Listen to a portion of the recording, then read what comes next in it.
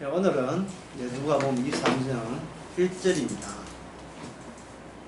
무리가 다 일어나 예수를 빌라도에 끌고 갔어.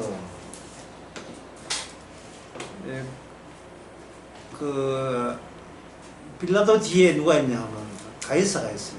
로마 황제입니다. 그 다음에 7절에 보면 빌라도가 묻되 네 갈릴리 사람이냐 하고, 그 다음에 7절에 헤롯의 관할에 속한 줄 알고, 헤롯의 관할에 속한 줄 알고 라고 되어 있죠.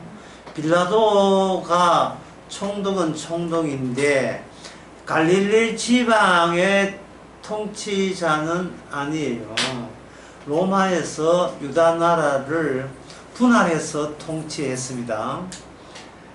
원래 유대인 집에는 헤롯이 있었는데,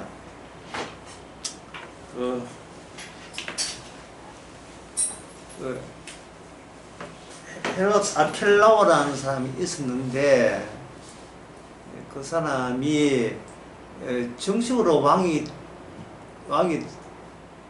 되고 싶어 했어요. 정식으로. 왕을 로마에서 땅을 유대나라 분배할 때 2분의 1짜리 왕, 4분의 1짜리 왕, 3분의 1짜리 왕, 왕의 권한을 그냥 2분의 1, 3분의 1, 4분의 1 이 정도로 줬습니다. 다 준 게 아니에요. 이 분봉왕이라는 게 바로 이렇게 분할 때 권한이 많이 압축이 되고 축소가 된 왕입니다. 로마가 땅을 접수했잖아요. 군대를 보내서 땅을 접수하고 난 뒤에 이거 어떻게 통치할 거예요? 여러분 같으면 어떻게 통치하겠습니까? 골치 아프겠죠. 통치할 때 치안과 세금 문제는 빼가고, 자기가 빼가고, 나머지는 너희들 이렇게 평화롭게 살아라 하고, 그 지역의 자체적인 지도자한테 그 땅을 맡겨버립니다. 땅을 맡겨요. 땅을 맡기되 그 권한을 다 주지는 않아요. 언제든지 까불면 안 된다는 것을 하죠. 근데 아킬로와 같은 경우에 땅을 받아놓고 이분이나 3분이 이게 마음에 안 드는 거에서 그 황제한테 부탁해가지고 또 제대로 왕노릇 하게 해달라 이렇게 했더니만 그 유다 백성이 그 아켈라오 아버지가 유대인이 진짜 유대인 혈통의 유대인이 아니에요. 헤롯이라는 사람이 있는데 그 헤롯 사람은 이게 써야지. 헤롯이라는 사람은 헤롯의 뿌리가 위에 올라가면 뭐냐 하면은 예스예요. 에돔. 예스의 나라가 에돔 되거든요. 예스 위에는 누가 이삭이 되겠죠. 이삭이 리브가 40년 동안 애기 없다가 40만에 낳은 아들이 상둥이를 낳은 거예요. 예스와 야곱을 놓은 거예요. 우리 보기에는 상둥이니까 형제가이니까 사이좋게 잘 지내면 되는데 하나님께서 사이좋게 못 지내게 만들었어요. 운명적으로. 그래서 예수는 야곱의 지배를 받아요. 종이 되고 야곱은 예수의 주인이 되고, 주인의 이걸 가지고 하나님의 복이 어떤가를 드러내기 위해서 주인이 되고 하나님의 저주가 어떠함을 드러내기 위해서 종이 된 겁니다. 그러니까 이 예수와 야곱은 이름이 이스라엘로 바뀌죠.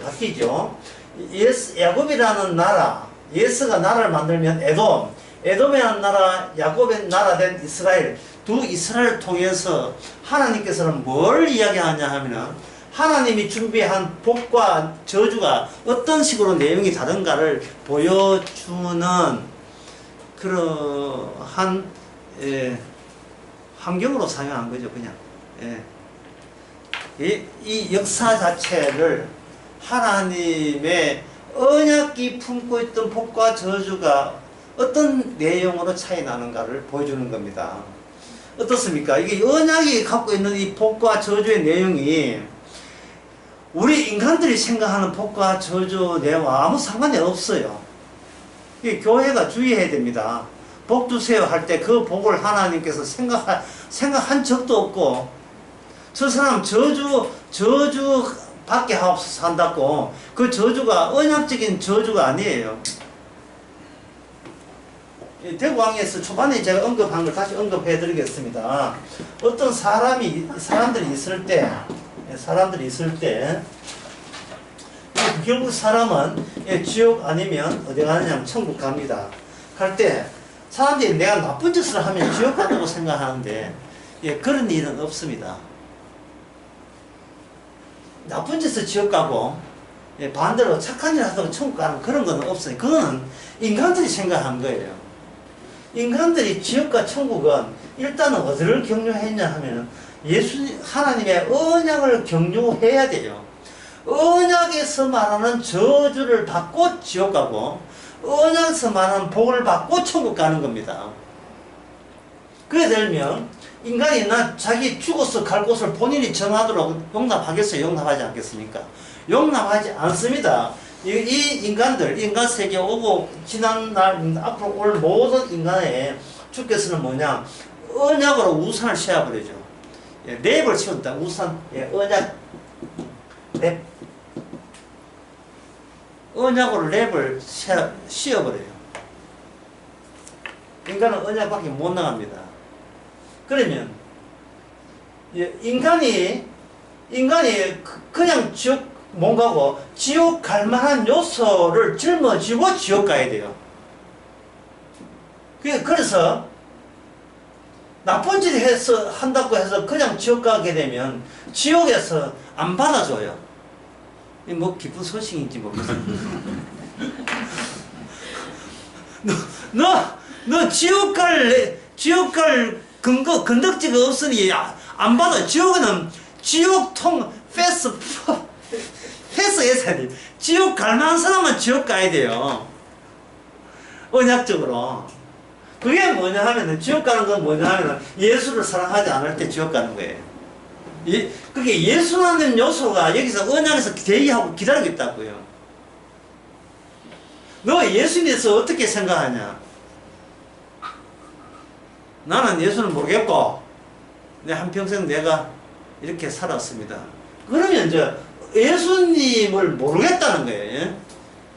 아브라함에게 복을 주는 자는 복을 받고, 아브라함을 저주하면 어떻게 됩니까? 저주받고, 이게 언약의 시작이죠. 인간적 언약의 시작, 창세기 12장에. 마찬가지로 이게 완성이 되면 예수님에 대해서 너희들은 나를 어떻게 생각하느냐, 예수님에 대해서 어떻게 생각하냐를 계속해서 예수님은 그거 묻는다고 평생을 다 보내. 예수님 평생을 다 보내. 너희들은 나를 어떻게 생각하느냐. 에레미야라고 선지자 중에 베드로야 너는 어떻게 생각하느냐. 메시아입니다. 하나님의 아들이요 메시아입니다. 복 받았다. 그 다음부터는 나온 게 뭐냐, 베드로야 복 받았구나. 이걸 알게 한 것은 너가 아니라 내 아버지하고 내 아들 사이에, 아버지와 아들 사이에 언약이 너한테 그렇게 적용된 것이다. 덮어 씌운 거예요. 이 언약을 경유한다는 말은 우리 인간들이 내 생각 때문에 좌절하거나 낙담할 필요가 없다 이 말이죠. 내게 기록된 내 일기장이 지지분하다고 해서 지옥 가는 건 아닙니다. 지옥은 함부로 가는 게 아닙니다. 성질 가면 지옥 가는가? 지옥은 자살한다고 지옥 가는 게 아닙니다. 예. 갑자기 자살하는 기회가 하는 갑자기 어떤 목사가 확 생각나. 갑자기 뭐 희망적인.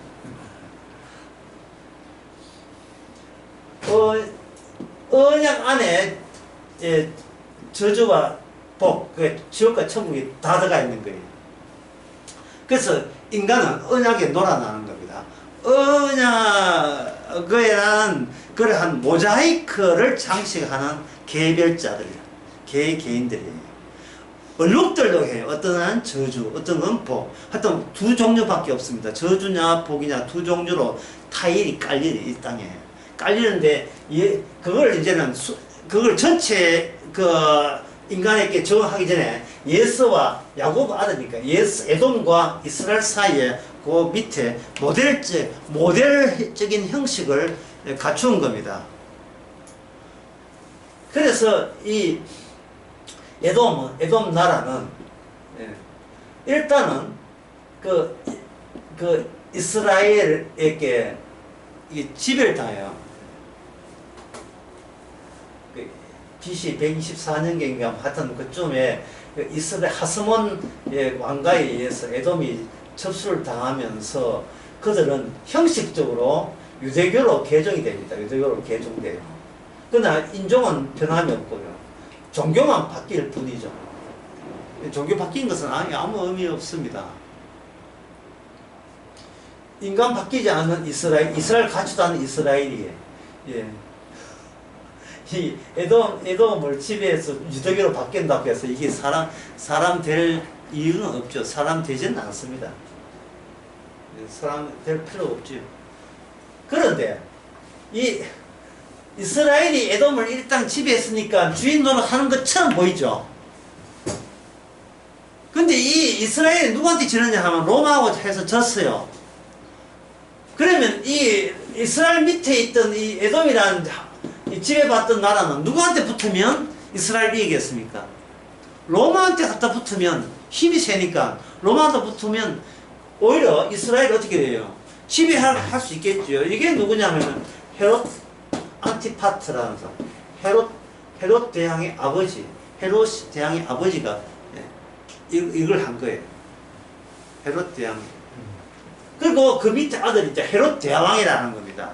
자, 헤롯 대왕인데 지가 통치하는 나라가 어떤 나라냐 하면 옛날에 자기를 에돔이라고 우리는 복 받았고 너희는 저주 받아라 했던 그 민족들 그 백성들을 지금 저주 받아야 될 에돔 사람이 오히려 그걸 로마한테 잘 보여가지고 통치하고 있으니까 어떤 정책을 썼으면 이 나라가 평화롭게 되겠습니까? 헤롯이 유대 나라를 평화롭게 하겠다는 이러한 생각은 누구 눈치 보고 있는 거예요? 지금 이 땅이 통치는 헤롯이 하는데 사실은 이 땅이 지금 소유권이 누구한테 가 있습니까? 로마한테 갔죠. 로마한테. 아켈라는 사람이요. 지가 2분의 1 왕이면서도 전체 왕 하다가 까불다가 유대인들이 로마한테 고소를 했어요.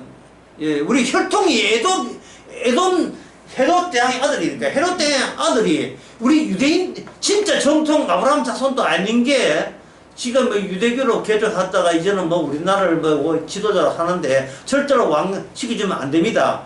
라고 탄원서를 냈고 그 탄원서 낸 소식이 그 헤롯 아켈라한테 들리니까 이 사람이 화가 나가지고 유대인 3,000명 죽였어요. 3,000명 죽이니까 유대 땅입니다. 유대 그 예루살렘 근처에 유대 땅. 3,000명 죽이니까 누가 했어? 이건 누가 화가 나냐? 로마에서 화가 나가지고 네 왕 그만해! 하고 왕을 처단해버렸어요. 왕을 처단하고 그 자리에다가 이거는 로마가 직접 통치한다 해서 등장한 인물이 있었으니 오늘 누가복음 23장에 누구인데 본디오 빌라도가 직접 통치하는 거예요. 어느 땅 예루살렘 그 근처 옛날 유다 지파 그 근처만 그래요. 그럼 그 위에는 안디바 헤롯 안디바가 그냥 그 땅에 있는 거예요. 그 옆에 위에 보면 또 이 헤롯 대왕의 아들 세 번째 아들 빌립이 또 통치하고 있고 뭐 그래요. 복잡해요. 그러니까 그 이스라엘 땅 전체를 아들 헤롯이 다스릴 때는 다 다스렸어요. 헤롯이 다스릴 때 유화책을 썼습니다. 제일 크게 유화책 쓴 것이 뭐냐면 성전을 46년 동안 성전을 지었고 그걸 46년 동안 모자라가지고 결국 80년 만에 다 지었어요. 지으면 뭐합니까? 80년 짓고 난 뒤 6년 후에 로마가 불타버렸는데 성전을 얼마나 잘 지었는지 지을 때 자기 야심이 있었어요. 그게 뭐냐면 자기가 이제 형식으로서는 유대교 아닙니까? 그러니까 구약성경을 알고 있겠지요. 자기는 자기 몰라도 자기 밑에 그 성경 학자들이 있을 거 아닙니까? 이 세상에서 유다 나라 가운데 역사 중에서 제일 위대한 왕이 누굽니까? 그러니까 솔로몬이요 하거든요. 솔로몬이 왜 위대합니까? 성전을 크게 지었습니다. 그렇다면 솔로몬보다 큰 성전 지으면 누가 이 역사 가운데 누가 마지막으로 위대하죠? 임금님. 그럼 내가 더 성전 크게 짓지. 이래서 성전 크게 그렇게 무리 내서 크게 지은 거예요. 벽에다가 금을 다 입혀놨어요. 온 벽에다가. 한데 지은 지 뭐 8년 만에 뭐 홀랑 불타버리고, 또 하나 한 게 마사다 하는 것을 만들었어요. 마사다. 그거는 자기 별장이에요. 헤롯 대왕의 별장. 그리고 이 헤롯 대왕이 영토가 다윗 솔로몬 영토만큼 차지했는데, 이 사람이 이제 그 정치하면서 어떨 때는 이제 이스라엘 땅에 가뭄이 들었을 때는 이집트에 가가지고 밀을 대량으로 수입해가지고 밀값을 쫙 낮춰가지고 또 백성들한테 인기를 얻었어요. 유대 정책. 나라 컸지. 나라의 왕이 또 유대교로 개종했기 때문에 종교 생활에서 지장 없지. 밥 먹고 살만했지. 성전, 그리던 성전 근사하게 지어줬지.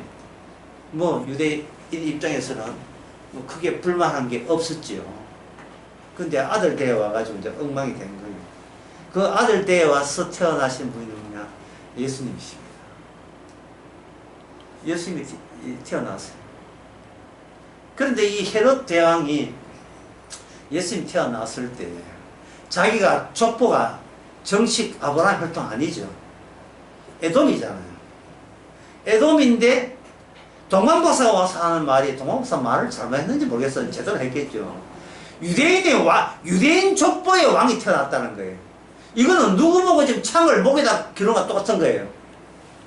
이제 제대로 된 유다 혈통의, 다윗 혈통의 왕이 태어났다고 이야기하니까, 예, 그걸 듣고, 예, 헤롯이 물었어요. 야, 어디 태어났는지 저한테 보고 저한테 꼭 알려주셔야 됩니다.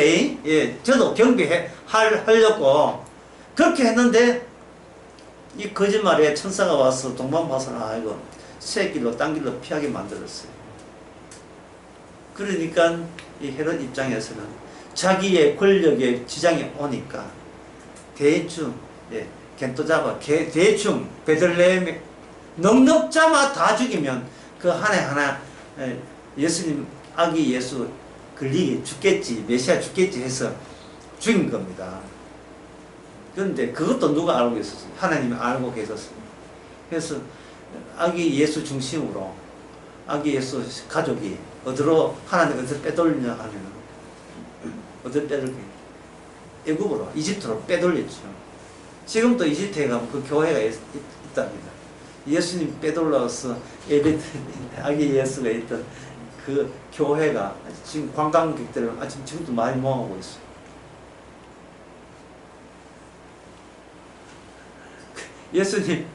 예수님 빼돌리면서 그 하나님께서 선지자의, 호세아 선지자의 말씀을 이루게 하죠. 내 아들이 있는 곳이 진짜 이스라엘이다. 예언을 이룹니다. 내 아들을 애굽에서 이스라엘로 빼돌렸다는 예언을 지리적으로서는 역으로 나가죠. 이스라엘에서 애굽으로 빼돌려고 본문은 그렇게 적용시키는 겁니다.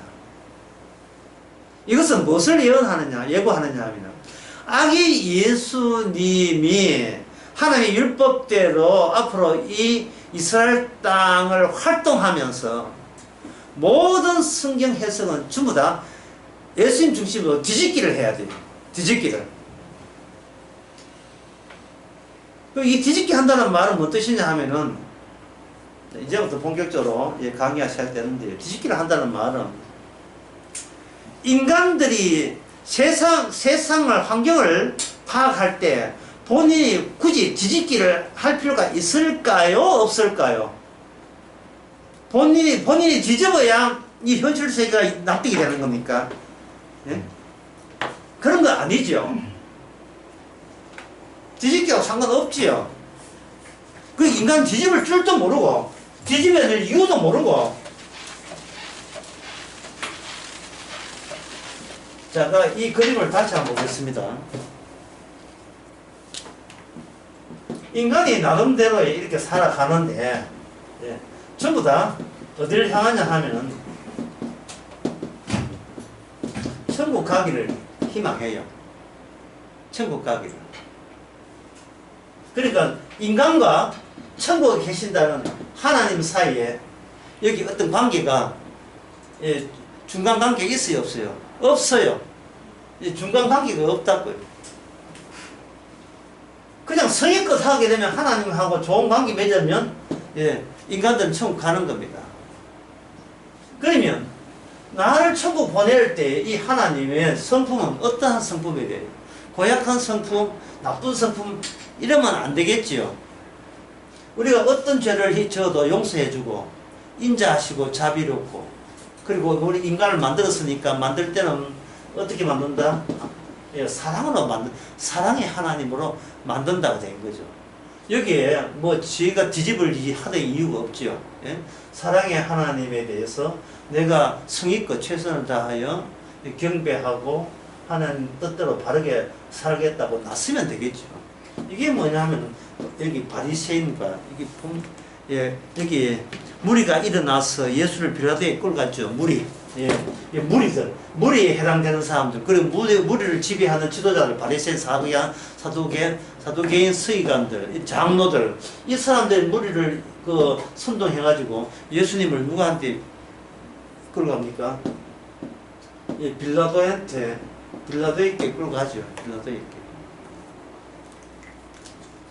빌라도는요, 예수님 그 십자가 사건 이후에 로마로 가버려요. 가버리고 벨릭스라는 사람이 훈자로 왔고 그 위에 사도행전에 나오는 그 야고보 죽인 사람 있잖아요. 야고보를 사도행전에 보면 죽어요. 사도행전 12장에 보면 2절에 보면 죽거든요. 죽일 때 그게 누구냐 하면은 여기 분노한 중에 안디바, 아켈라와 안디바에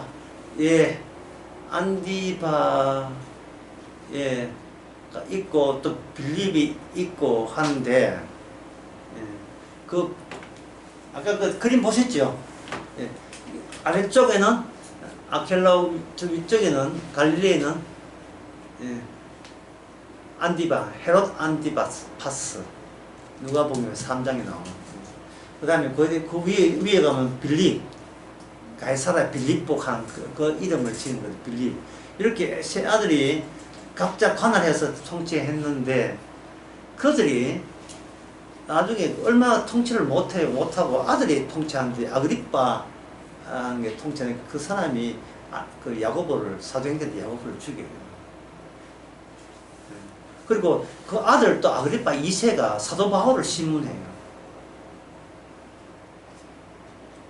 여러분 이건 무엇을 의미하는 거예요?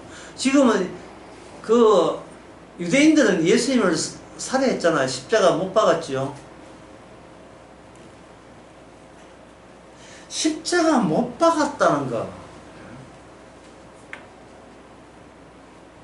예수님이 십자가, 여러분 사도 바울의 사도의 복음은 뭐냐 하면은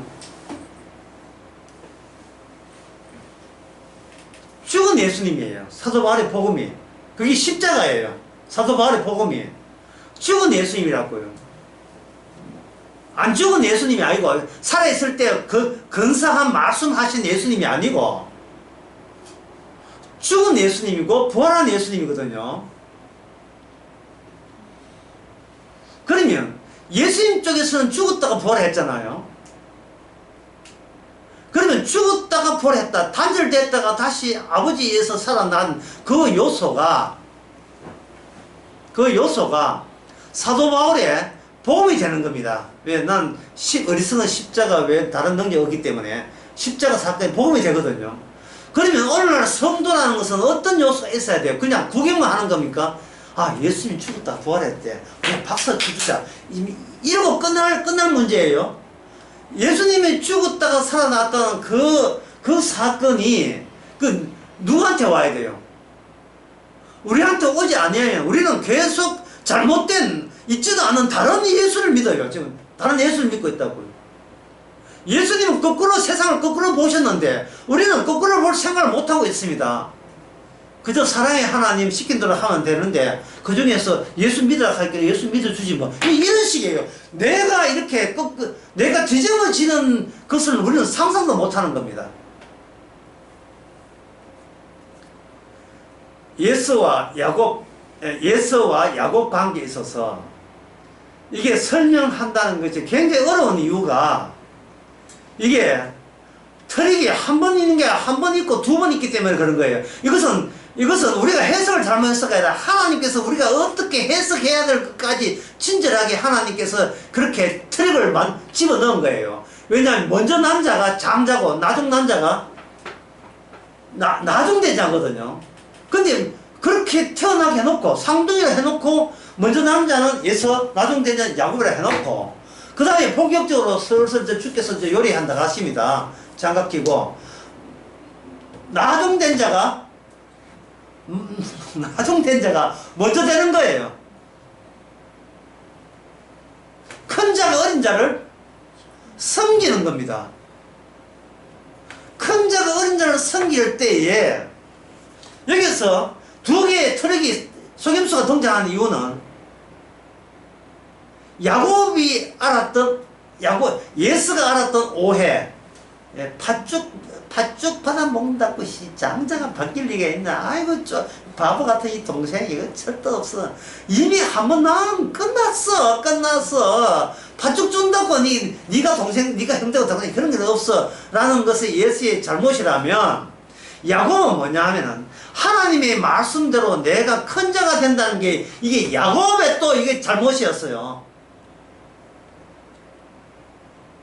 뺏어야지, 거짓말 해서라도. 이게 야곱의 잘못이었다고요. 그러면 야곱과 예수의 이 둘 다 잘못인데 이것을 잘못을 교정하고 바로 맞추기 위해서 제3의 인물이 등장합니다.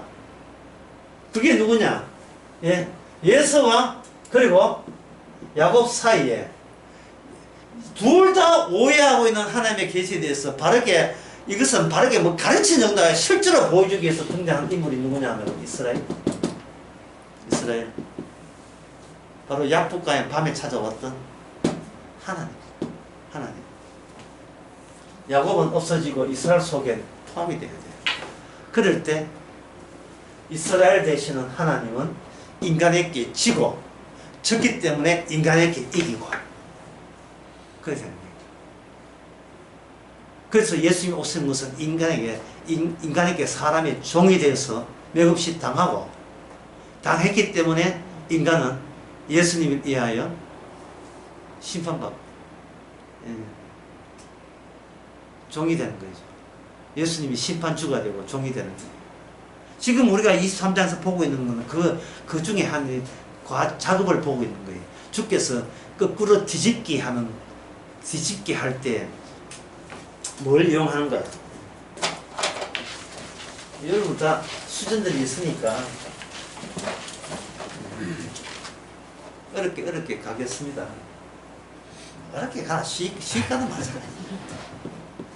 예수와 야곱 사이에 누가 끼었습니까? 이스라엘은 예수님이죠. 예수님.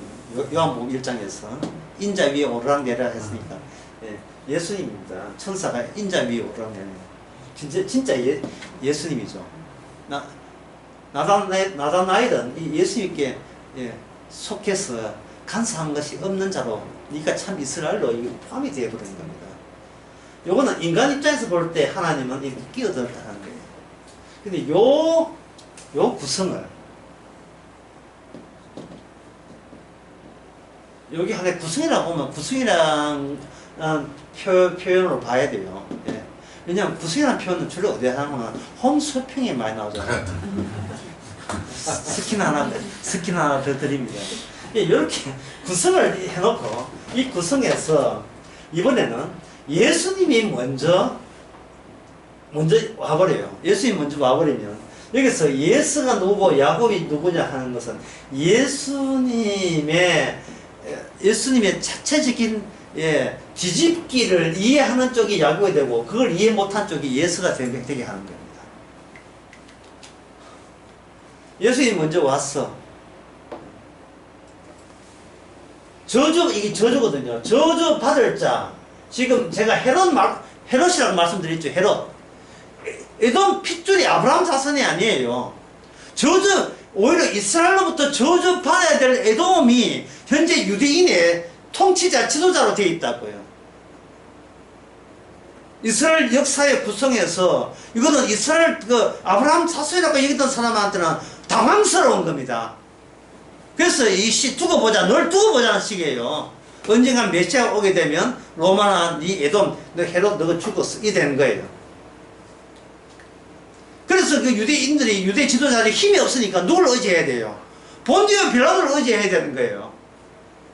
헤롯이 미우니까.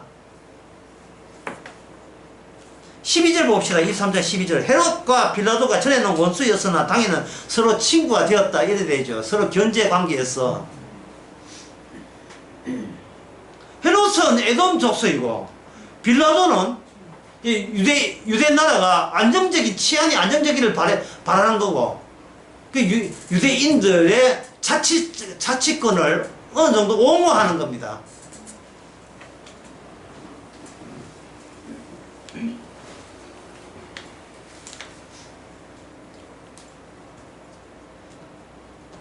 여기 그저 헤롯은 바로 헤롯 안티파스를 이야기하는 거죠.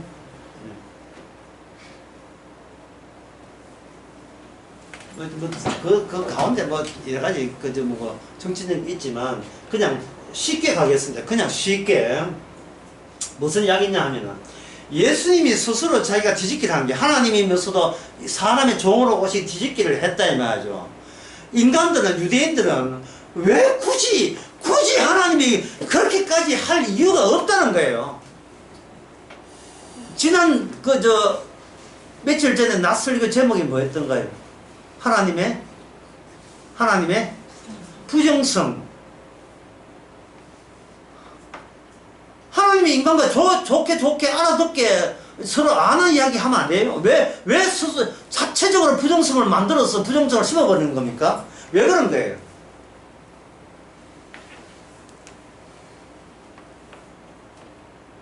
왜 이사야에게 계시가 큰 자 어린 자를 숨긴다는 말이 왜 굳이 그게 개입돼야 되냐 이 말이에요. 그게 뭐냐면은 이게 이유가 이것 때문에 그렇습니다. 악마 때문에 악마를 가지고 에베소서 1장, 골로새서 1장, 로마서 8장 이걸 가지고 뭐라고 하냐면 지금부터 제가 설명할 권세다. 이게 권세예요. 네. 보이는 권세를 보이지 않는 권세가 보이는 권세를 다스리고 있어요. 요한계시록에서는 사망이나 죽음이나 어떤 권세자도 하나님의 그리스도의 사랑에서 끊을 수 없느니라. 이 권세라는 것 인간의 둘러싸여 있습니다. 그러면 나는 무엇의 일부냐 하면은 나를 둘러싸고 있는 권세의 일부예요. 권세의 일부예요. 참 이거 설명하면 몇 시간 하면 4시간 넘어가는데 그냥 압축해서만 말씀드리겠습니다. 지금 여기에 헤롯, 빌라도 이 많은 사람들입니까? 이 사람들을 뭐라고 하죠? 각각 로마부터 할당된 지역을 통치하는 권세자예요.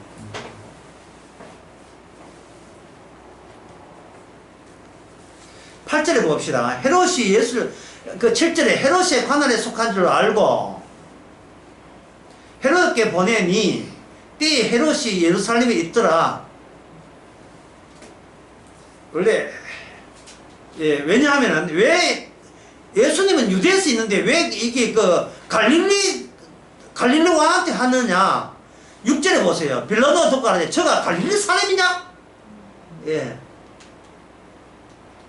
그러니까 종로경찰서하고 감남경찰서하고 이게 지금 사건 났거든요. 사건 났는데 이 교통사고 났는데 이 누가 담당하느냐? 이 문제입니다. 드라마 하고 있죠. 관할 문제예요. 관할 문제. 관할이 갈릴리 사람입니다. 갈릴리한테 해주는 거예요. 왜냐하면 좋아서가 아니라 나 통족 위에도 로마 황제가 있고 너 위에도 로마 황제가 있는 거예요. 23장 2절 봅시다. 무리가 예수님께 고발하기를 불러가되 이 사람은 사람을 보며 우리 백성이 미워하여 가이사에게 세 바치는 것을 금하며 자칭 왕 그리스도 하더이다 라는 말들을 무리들이 이구동성을 하는 거예요. 그 말 보세요. 말 뽐새가 보세요. 얼마나 정치적이고 세력 거세적입니까? 그런데 지금 이 이야기가 오늘날 소위 교회 다니는 사람들의 일상의 관심사가 되어 있어요. 지금 권세에서 벗어나지를 못한다니까. 아니, 권세에서 안 벗어나려고 하는 이유가 인간은 권세에 대해서 공포와 두려움 속에서 매일매일 살아가고 있기 때문에 그렇습니다. 인간은 못 빠져나와요. 빠져나올 수 없어요. 이 권세에서. 권세에서 못 빠져나가면서 뭘 믿어요? 예수를 믿어요. 어떤 예수? 복 주는 예수. 이게 뭐예요? 이거 전혀 관계없는데. 그 복음하고 아무 관계 없어요.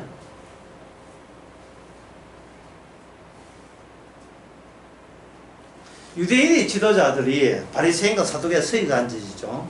그들은 뭐냐? 권세사에서 약간의 할당받은 권세자예요.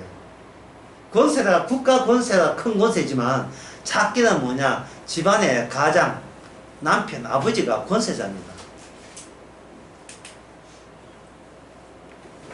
물론 어떤 가정에서는 그 아내가 자기 남편을 굉장히 사랑스럽고 존경스럽고 다정하게 보는 경우도 있습니다만 대부분의 경우는요, 자식도 그렇고 여자 아내도 그렇고 남편을 어떻게 생각하느냐, 두려움 가운데 바라봐요. 두려움 가운데.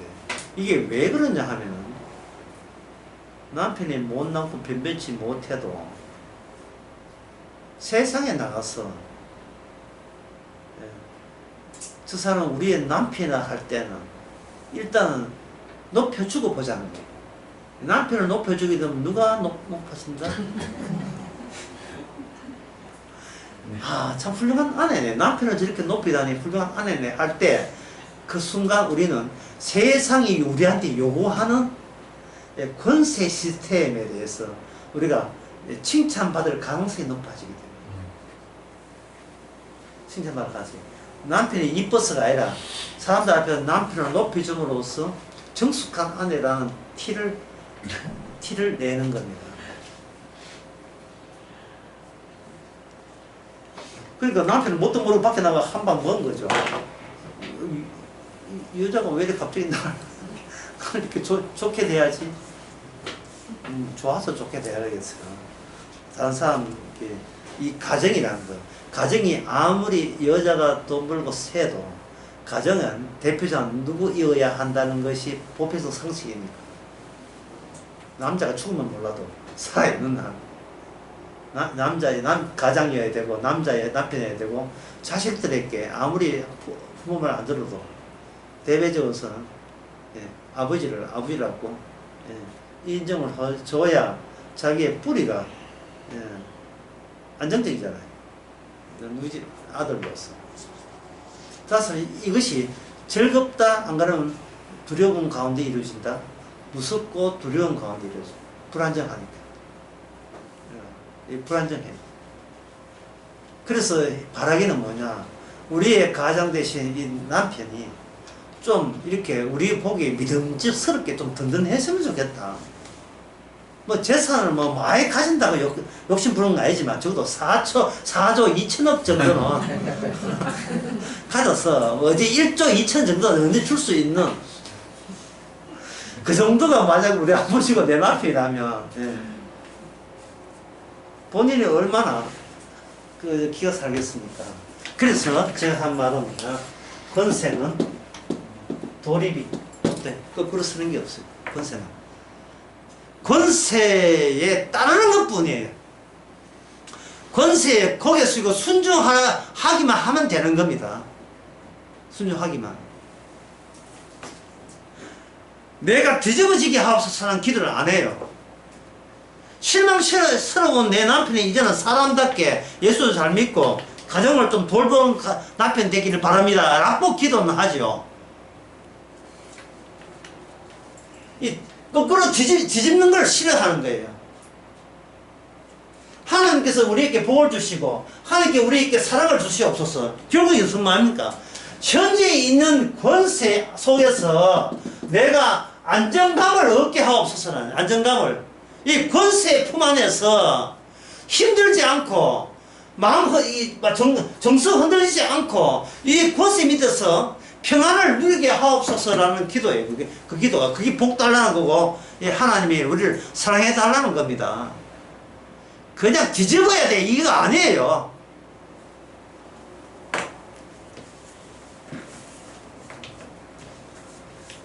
예수님께서 하시는 모든 말씀과 행위가 기존에 인간들이 무엇에 겁을 내고 무엇을 두려워하는 것을 이걸 표내는 식으로 그동안 행동을 해왔었어요. 사람들은 딴 거는 건드리되 이 로마나 이런 안정적인 유대 지도자의 그 체계는 이거는 건드리면 안 된다는 겁니다. 왜? 너무나 건드릴 수 없는 무서운 초월적인 대상이기 때문에 그래요, 이게.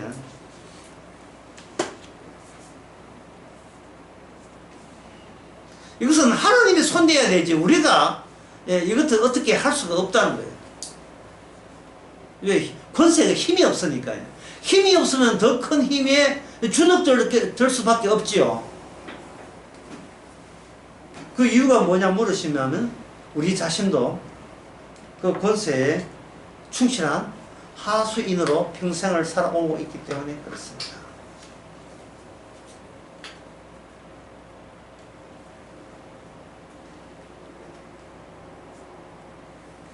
만약에 지금 그 의사들이 뭐 데모를 하고 시위를 한다 이 말이죠. 근데 그 중에서 거의 없지만 우리 의사라는 것은 국민의 건강이 우선이지 이렇게 데모하는 것은 이거는 의사할 도리가 아니다. 히포크라테스에서는 어긋난다 라는 한 사람이 있다 칩시다.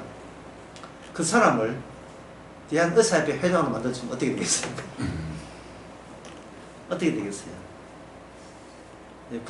권력자, 권세자의 행위에 나서게 됩니다.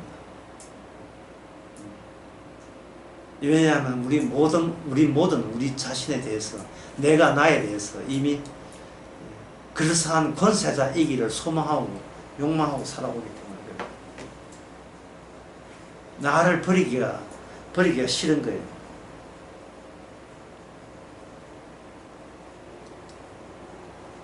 대구왕립 때 스데반 집사님 이야기했죠.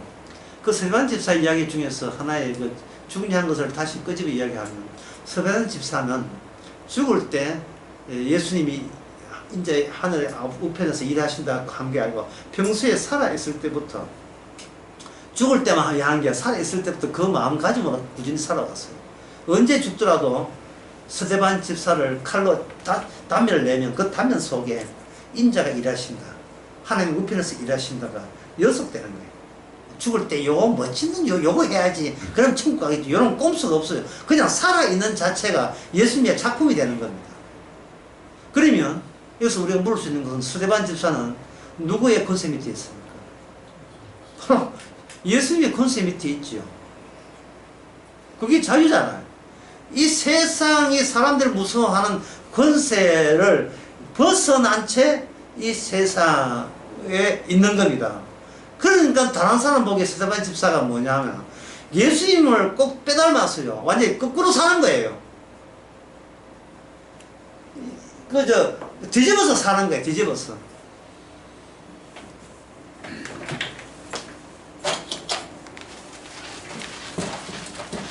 자, 이야기 계속해 봅시다. 예수님께서 의도적으로 말씀과 행동을 하면서 날 잡수세요, 날 잡아가세요 하면서 행동했다고요. 자, 예수님을 잡아갔을 때, 예수님을 체포했을 때 비로소 불쑥불쑥 정체를 드러낼 권세자들의 카탈로그, 그 다양함이 뭐냐? 여기 본디오 빌라도 나왔지요. 헤롯 나왔지요. 그 다음에 10절에 보면 그 헤롯과 본디오 빌라도 그 바로 밑에 어떤 권세청이 있느냐 하면 10절에 대제사장들과 서기관들이 서서 힘써 고소하지요. 그렇다면 한번 보세요. 이 권세의 끈은 이게 뭐냐? 권세, 어둠의 권세입니다. 어둠의 권세라는 게 예수님 말씀이고, 그냥 인간은 이 자체가 삶의 환경이에요. 어둡고 벽고 뭐 그런 거 자식도 할 것도 없습니다. 권세가 부럽고 권세 없어서 어쩔 수 없이 굴복당하고 그 남들의 권세를 챙기고 권세가 제일 권세가 헤롯과 본디오 빌라도 그 두 사람 위에 권세가 누굽니까? 여기 1절에 누가 나오죠? 2절에 누가 나옵니까? 가이사 로마 가이사가 여기 나오죠. 로마 가이사 권세 바로 밑층에 있는 권세가 뭡니까? 대제사장 그 다음에 서기관들 나중에 뭐 장로들도 있겠죠. 이게 그 권세 밑에 누가 있습니까? 일반 백성들이 있겠죠. 그러니까 이게 이 권세의 안정성, 이 권세에서 빼도 박도 못하는 거예요. 요 권세의 체제, 계층, 주님께서 백성들 편에 와서 이 최종 권세까지 탑승하고 있는 겁니다. 보자, 이 권세들을 한번 보자 하고 하는 거예요. 그러면 이 권세들이 예수님께 뭔가 자신의 권세의 속성을 양보하거나 속성을 그렇게 주저하지 않고 결국은 예수님이 유도한 대로 그들의 본 얼굴을 그들은 다 드러내겠죠. 그러면 이렇게 생각합시다. 이 세상은 지금 어디로 향하고 있는가에 대한 질문, 그 답변은 바로 하나님의 언약의 완성자를 향하여 참으로 찔러 죽이는 쪽으로 모든 힘이, 이 세상의 힘이, 과학 힘이든 경제 힘이든 모든 논리, 사회 모든 힘이 오직 예수님을 힘써 죽이는데 그게 집중되어 있다는 것을 예수님이 이해해서 까발게 내시는 거예요. 그게 누가복음 23장입니다. 밝혀내시는 거예요. 예수님 성공하신 거죠.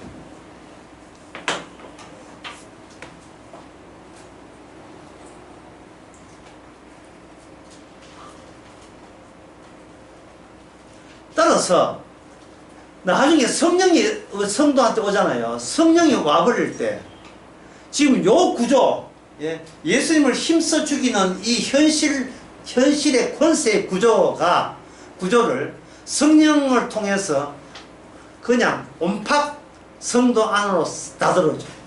이 안목이, 이 해석이. 그게 바로 성령에 충만한 스데반 집사입니다. 그리고 빌립 집사. 집사가 왜 그리 유명하냐. 요즘 집사도 좀 유명해요. 빌립 집사, 스데반 집사, 사도 바울. 요 구조가 그대로 다 들어오는 겁니다. 그러면 예수님 당시에는 이 세상 권세가 전부였어요. 인간은 세상 권세 뿌리였습니다. 예수님은 그들 보기에 이렇게 메시아다가 까부는 거 하지만 어떻게 했습니까? 짓눌러 버리죠. 세례요한도 마찬가지고 짓눌러 버렸죠. 그 세례요한 죽인 사람이 헤롯 안티파스인가 이게 세례요한하고 예수님을 짓눌러 보니까 예수님 어떻게 했어요? 죽었다가 되겠죠. 죽었다. 세상 권세에서 죽어버리면 예수님은 세상 권세에서 어떻게 돼야 됩니까? 죽었으니까 세상 권세에서 이미 빠져나온 게 되죠. 세상 권세에서 빠져나왔죠. 빠져나와서 자기를 죽였던 세상 권세의 성격이 하나님을 죽인 권세잖아요. 그런 성격이잖아요. 그 성격을 죽은 분이 죽었다가 살아난 게 아니고 그 죽은 분이 살아났죠. 한 인간이 있는데 죽었다는 현상과 살았다는 현상이 나는 게 아니고 죽은 분이 살아난 거예요. 죽은 분이 살아났다면 그 죽은 분, 그 존재를 죽게 만드는 그 상황이 어떻게 돼요?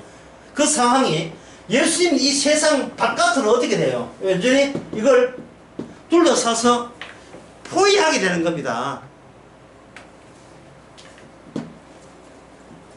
이 세상을 둘러싸서 이 포위를 한 거예요.